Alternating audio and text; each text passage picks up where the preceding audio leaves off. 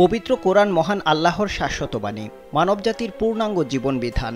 সাধারণত মানবরচিত যে কোনো বইয়ের ভূমিকায় ভুলভ্রান্তি ক্ষমাসুন্দর দৃষ্টিতে দেখার জন্য অনুরোধ করা হয়, কিন্তু পবিত্র কোরআন এমন একটি গ্রন্থ যার শুরুতেই স্পষ্ট করে বলে দেওয়া হয়েছে এটি এমন একটি কিতাব যেখানে সন্দেহ সংশয়ের কোনো অবকাশ নেই, অর্থাৎ এই কিতাবে কোনো ভুল নেই তা প্রথমেই বলে দেওয়া হয়েছে। ইসলামী চিন্তাবিদদের মতে পবিত্র কোরআন শুরু হয়েছে বা হরফ দিয়ে, যেমন বিসমিল্লাহির রহমানির রহিম, আর শেষ হয়েছে সিন হরফ দিয়ে, যেমন মিনাল জিন্নাতি ওয়ান্নাস। পবিত্র কোরআনের প্রথম এবং শেষ এই দুই হরফ একসাথে করলে হচ্ছে বাস, মানে যথেষ্ট বা এনাফ, অর্থাৎ মানবজাতির পথ প্রদর্শনের জন্য এই কিতাব যথেষ্ট। পবিত্র কোরআন হেদায়েতেরও উৎস, মানবজাতির ইহকালীন কল্যাণ ও পরকালীন সৌভাগ্যের চাবিকাঠিও এই গ্রন্থ। মহান আল্লাহ তাআলা সূরা হিজরের ৯ নং আয়াতে বলেছেন, আমি কোরআন অবতীর্ণ করেছি আর অবশ্যই আমি এর সংরক্ষক। অর্থাৎ পবিত্র কোরআন মানবরচিত কোনো গ্রন্থ নয়, এটি সরাসরি আল্লাহর কালাম এবং আল্লাহ নিজেই কিয়ামত পর্যন্ত এই কোরআন সংরক্ষণ করবেন। মহাগুরুত্বপূর্ণ এই কিতাবের অবমাননার ঘটনা ঘটে মাঝে মাঝে, যেমন ২০২৩ সালে ঈদুল আজহার দিন সুইডেনের একটি মসজিদের সামনে কোরআন পড়ান সালওয়ান মুমিকা নামে এক ব্যক্তি। ওই বছর সুইডেন এবং ডেনমার্কেও আরও কিছু দুষ্কৃতিকারী একই কাজ করে।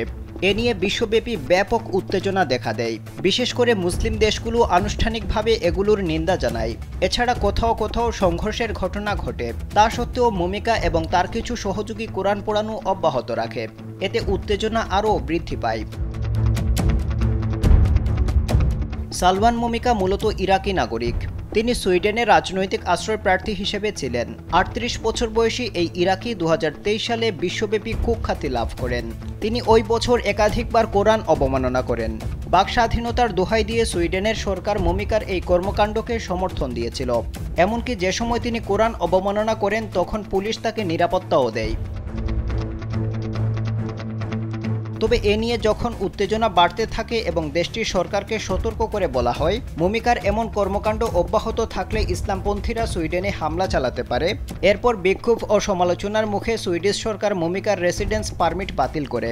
তবে তাকে নিজ দেশ ইরাকে ফেরত পাঠানোর কোনো ব্যবস্থা করেনি দেশটির সরকার। এবার ঘটেছে আসল ঘটনা। পবিত্র কোরআন অবমাননাকারী সালওয়ান মুমিকা গুলিবিদ্ধ হয়ে নিহত হয়েছেন। ২৯ জানুয়ারি এই ঘটনা ঘটেছে। সুইডেনের রাজধানী স্টকহোমের একটি আদালতে তার বিরুদ্ধে কোরআন অবমাননার মামলার রায় দেওয়ার কথা ছিল। এর আগেই তাকে গুলি করে হত্যার ঘটনা ঘটল। বার্তা সংস্থা রয়টার্স সুইডিশ মিডিয়ার বরাত দিয়ে জানিয়েছে, কোরআন অবমাননাকারী মুমিকাকে যখন গুলি করা হয় তখন তিনি টিকটকে লাইভ করছিলেন। রয়টার্সের এক সাংবাদিক জানিয়েছেন, তিনি ভিডিওতে দেখতে পেয়েছেন পুলিশ এসে টিকটকের সেই লাইভটি বন্ধ করেছে। অর্থাৎ গুলিবিদ্ধ হওয়ার পরও মুমিকার টিকটক থেকে লাইভ চলছিল। স্থানীয় সংবাদ মাধ্যম এসটিভি জানিয়েছে, ৩৮ বছর বয়সী মুমিকা স্টকহোমের নিকটবর্তী শহর সুদারতালজের একটি বাড়িতে গুলিবিদ্ধ হয়ে নিহত হয়েছেন। আফদাল হুসাইন, কালবেলা।